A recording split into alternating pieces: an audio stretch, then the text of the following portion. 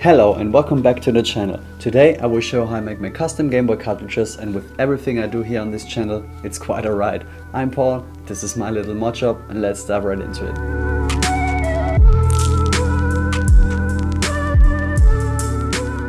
So, some of you might ask why I'm making my own cartridges in the first place. And for good reason. It is easy to buy some off of eBay or AliExpress, and if I want some fancy ones I could buy some from fellow creators such as Next Door Please, Matthew Mods or Retro Modding and so on. But that's no fun when you're as stubborn as I can be sometimes. So let's try to make everything myself. I mean, how hard can it be? So I began my little research task and found a few really good resources to start. I mainly followed the advice of North Gaming Supply and Lab 15, formerly known as Jelly Bean Customs, but also found a lot of good tips and tricks on mold making by Eric Strappel here on YouTube. So the very first thing I needed to do was making a mold box.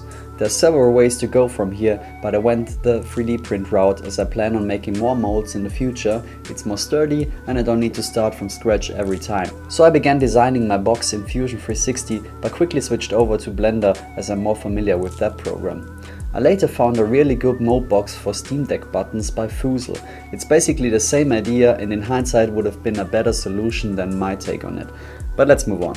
I printed my mold box in PETG, PLA would be fine too, and it took about an hour and 20 minutes to print. As this will be a two-part mold, I needed to print a second one afterwards, but you get the idea. And with that out of the way, I've got to work and prepared the designated Game Boy cartridge shell to be molded over.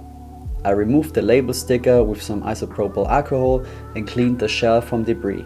There are a few micro scratches in the plastic that I won't bother to polish out. However, they will be visible later in the mold though. To lay both sides of the cartridge flat, I used some oil-based clay, great for reuse as it basically can't dry out.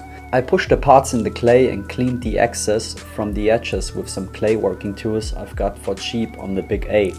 Take your time here, as this will save you time on the cleanup stage later on. If some clay got stuck on the surface of the plastic, just clean it up with some IPA and a Q-tip. Next step, putting everything on a foam core base. I put some glue stick on the bottom of both printed parts and fixed the box with hot glue on the outside to prevent leakage. And with that, everything should be fully prepared to start the actual mold making. I used smooth-on products for both mold making and pouring the resin, as it was well regarded by many and there are a lot of documentation on the internet for it. There are probably cheaper or better options available, but that's what I went with. The silicone is platinum based and has a shore hardness of 30, which is good enough for such small items as a game cartridge. To figure out how much silicone I needed to mix for the first half of the mold, I used a good old eyeball YOLO trick. So I mixed about 200 grams of silicone and went with it. Make sure to follow the instructions provided by the manufacturer when mixing the silicone to prevent issues with curing. To get the air out of the silicone, I used a vacuum chamber. This should prevent forming bubbles around the molded part, just beware of the silicone rising when getting vacuumed. And now it's time to pour. Take time and try to keep a steady flow on one spot. Again, this should prevent bubbles and trapping air in the mold.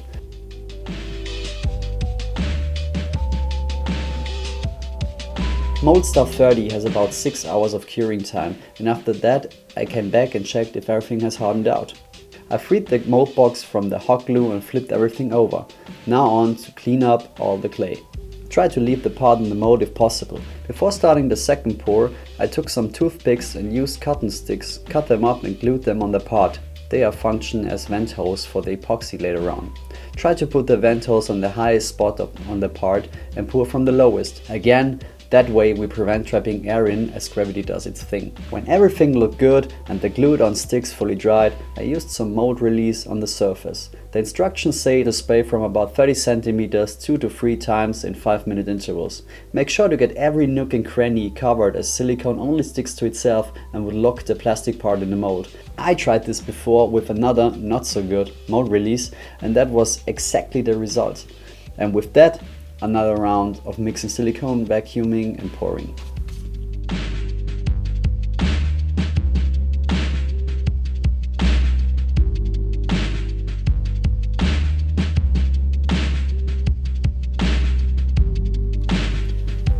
So after a long 6 hours, we're finally ready to have a first look at our finished mold. I removed the sticks from the vent holes and pressed the mold out of the box. Now we'll see if I did a good job with the mold release. And with freeing both sides of the mold, I can finally pull the game cartridge out of it. I double checked for any bubbles or trapped air, and I now have a good starting point for my Game Boy cartridges. Now let's get on to the epoxy. On recommendation from North Gaming Supply, I once again used some smooth-on products, epoxy 690 to be exact. It has a really long pot life, which is good for me as a beginner, so I've got plenty of time to make everything right. There are a lot of options to choose from when it comes to dye or a color and sparkles to your epoxy. I chose some silver sparkles for the first time to keep things simple, but choose a blue metallic powder for this round. After a quick calculation how much epoxy I need, about 50 grams, I added the powder to part A of the epoxy, then added part B, mixed it thoroughly and vacuumed it. After about 15 minutes in the vacuum chamber, the epoxy is ready to pour. I used a syringe to fill the mold box, and I always put in a little more epoxy than necessary, as that's what the vent holes are for. I also overflow a little just to make sure the epoxy got everywhere in the mold box. It's better safe than sorry. Now we have to wait again. I came back after about 2 days to check if everything has hardened out. Just take some time and don't try to force anything, as the part could break. I also took my flush cutter and got rid of the vent spruces. I also cleaned the flashing along the sides with a knife tool and drilled the hole for the screw, which holds both sides together. And with that, I got myself a functioning Game Boy cartridge. I also made some variations as I experimented with some additives. So, was it worth it? Well, I definitely underestimated the time commitment and the total cost of all things, and in my opinion it might not be worth trying when your goal is to just have 1 or 2 custom cartridges for your favorite games. I also skipped buying a pressure pot. That one would have helped with crushing bubbles and making parts way more sturdier, but ultimately was not considered worth it, as buying one would have easily doubled the total cost of this project. However, I might try to make my own in the near future, so stay tuned for that and make sure you're subscribed. But still, I'm happy to dabble into that field right now, and it gave me a lot of good ideas for future projects, as everything is easily adaptable for bigger or smaller parts. It's all a learning experience, I guess. I also released my take on the mold box on printables. Link in the description if you want to try for yourself. So thank you for watching. If you enjoyed the content, feel free to like or subscribe to this channel for more videos like this one. And if you got some tips or some ideas how I can improve my workflow, let me know in the comment section down below. So thank you once again. I'm Paul, this is my little mod shop, and see you in the next one. Bye for now.